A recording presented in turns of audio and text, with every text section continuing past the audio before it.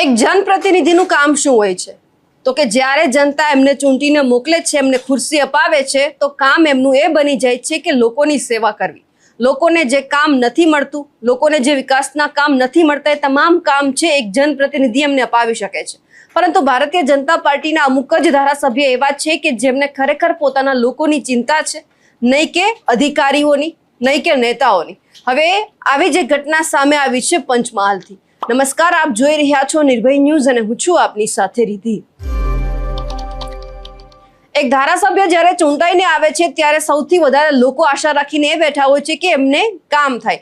એમને જે પાયાની સુવિધા નથી મળતી એ તમામ પાયાની સુવિધા છે એક ધારાસભ્ય એમને અપાવી શકે. પરંતુ જ્યારે આ કામ નથી થતા એટલા માટે સીધા જ સવાલ છે ધારાસભ્ય ઉપર પણ ઊભા થતા હોય છે. પણ હવે ધારાસભ્ય એક મેદાનમાં આવ્યા છે અને તેમણે કોઈની પણ પરવા કર્યા વગર સીધી જ કડક ચેતવણી આપી દીધી છે.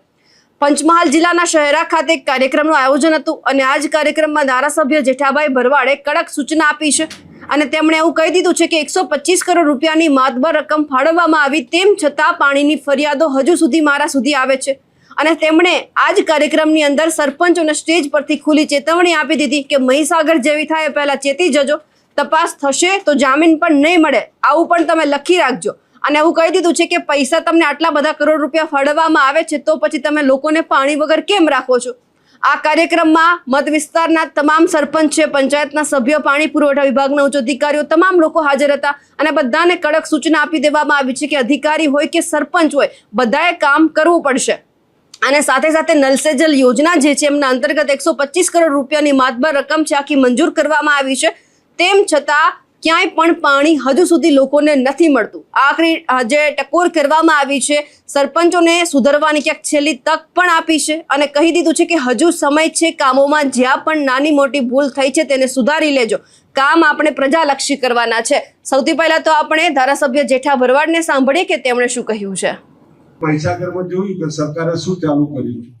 હજુ પણ હું સરપંચ મિત્રોને વિનંતી કરું કે ક્યાંય પણ નાની મોટી ભૂલ રહી હોય, ભૂલ થઈ ગઈ હોય તો એને સરખી રીતે કરીને ગામના લોકોને પાણી મળે એની વ્યવસ્થા તાત્કાલિક ધોરણે શરૂ કરી દો. એટલે તપાસ થશે તો જામીન નહીં મળે એનું લખી રાખજો. મારી આપણે બધાને નમ્રભરી વિનંતી છે કે આપણે ત્યાં શહેરા મત વિસ્તારની અંદર 125 કરોડ રૂપિયા નલ સે જલની અંદર આવેલા છે. કેટલા? 125 કરોડ રૂપિયા. હવે નલ સે જલમાં 125 કરોડ આવેલા અને ગામડામાં ફળીએ જો આપણે પાણી ન આપીએ અને બધાની ફરિયાદો આવતી હોય તો આપણે શું સમજવું? આજ રોજ 1 જૂન હતી અને દર રવિવારે મત વિસ્તારમાંથી ફરિયાદો આવતી હતી, બહેનોની ફરિયાદો આવતી કે પાણીની ખૂબ જ તકલીફ પડે છે, હેન્ડપંપો પણ ચાલતા નથી, આવી બધી કમ્પ્લેનો હતી. એ અનુસંધાનમાં આજે પાણી પુરવઠા ટીડીઓ, અમારા મત વિસ્તાર 124ના ગોધરાના ટીડીઓ, અધિકારીઓ, પાણી પુરવઠાના અધિકારીઓ, મામલતદાર શ્રી, નગરપાલિકાના સીઓ તમામને હાજર રહી અને જાહેરમાં બધાના પ્રશ્નોની ચર્ચા કરવામાં આવી. એ લોકોને ખાતરી આપી છે કે ટૂંક સમયમાં સરકારનું સોલ્યુશન કરી અને પ્રજાની કોઈ ફરિયાદ ના રહે એવા પ્રયત્નો કરીને અમે વહેલામાં વહેલી તકે આનો નિકાલ કરીશું. તો આજના દિવસ અમે બધાની સામે સરપંચ મિત્રો, અધિકારીઓ મિત્રોની સાથે ચર્ચા કરી, બધાને શું પ્રશ્નો છે એ પ્રશ્નોના અનુસંધાનમાં આજે બધાને બોલાવીને આપણે સૂચના આપી છે. તમામ અધિકારીઓને પણ સૂચના આપવામાં આવી છે અને જે લોકોની રજૂઆતો છે, શું પ્રશ્નો છે એ બધું પણ અધિકારીઓ રૂબરૂમાં, કાર્યપાલક ઇજનેરોની હાજરીમાં, ટીડીઓની હાજરીમાં, સીઓની હાજરીમાં, બધાની હાજરીમાં આ બધી રજૂઆતો થઈ છે. તો વહેલામાં વહેલી તકે પ્રશ્નો ઉકેલીને નિકાલ કરવામાં આવશે એવી ખાતરી આપી છે.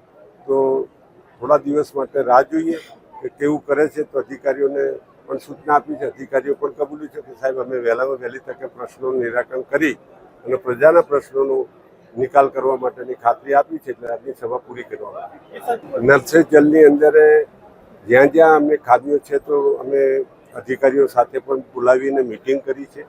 જ્યાં જ્યાં કામ અધૂરા છે, એજન્સીઓ છોડીને જતી રહી છે, જે લોકોએ કામ નથી કર્યા તો એ લોકોને ફરીથી બોલાવીને જ્યાં જ્યાં બાકી રહેતા કામો હોય એ તમામ કામોને પૂર્ણ કરવા માટેની અધિકારીઓને પણ સૂચના આપી છે. અધિકારીઓ પણ સ્વીકાર્યું છે વહેલામાં વહેલી તકે નલ સે જલ યોજના હેઠળ જ્યાં જ્યાં કામ અધૂરા હશે, જ્યાં ખામી હશે તેને સુધારણા કરીને તમામ ગામોને પૂરતી પાણીની સુવિધા મળે એવી વ્યવસ્થા કરવાની એમને બાંયધરી આપી છે.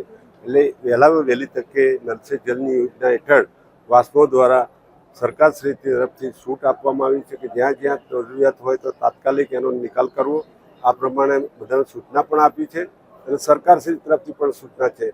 માન્ય ભૂપેન્દ્રભાઈની સરકારમાં ક્લિયર મેસેજ છે, કોઈ પણ પબ્લિકને તકલીફ પડે નહીં એની સૌએ ધ્યાન રાખવું જોઈએ. દેશના વડાપ્રધાનશ્રીએ પણ આપણને આહવાન કર્યું છે કે ડીઝલ પેટ્રોલની બચત થાય એના માટેના પ્રયત્નો કરવા જોઈએ. તો એના ભાગરૂપે અમે પ્રયત્નો કરી તમામ સરપંચો બધાને સૂચના આપી છે કે જેટલું બને એટલું ટ્રાવેલિંગ ઓછું કરીને વિડીયો કોન્ફરન્સ કે વિડીયો મારફતે જો કામ થતું હોય તો આપણે બધા વિડીયો કોન્ફરન્સ મારફતે કામ કરવું જોઈએ એવી પણ જાહેરમાં સૂચના આપી છે. જેઠા ભરવાડે જે વાત કરી છે, હવે જોવાનું છે કે સરપંચ હોય કે અધિકારી લોકોને પાણી આપે છે કે પછી તેમની આખી ટકોરને આ તમામ લોકો ઘોડીને પી જાય છે. કારણ કે અધિકારીઓ ઉપર તો ગમે એટલી વખત નેતાઓ કહે છે, પરંતુ અધિકારી રાજ ચાલે છે. અવારનવાર સાંભળ્યું છે અધિકારીઓને જે કરવું છે જ કરવાના છે. આશા બસ એટલી જ રાખીએ કે ધારાસભ્યએ અવાજ ઉઠાવ્યો છે તો લોકોને એમના હકનું પીવાનું પાણી પણ મળશે. અમારા અહેવાલને લઈને આપનું શું માનવું છે કમેન્ટ કરીને ચોક્કસથી જણાવજો. સાથે જ અમારી નિર્ભય ન્યૂઝ ચેનલને લાઇક, શેર અને સબસ્ક્રાઇબ કરવાનું ભૂલશો નહીં. નમસ્કાર.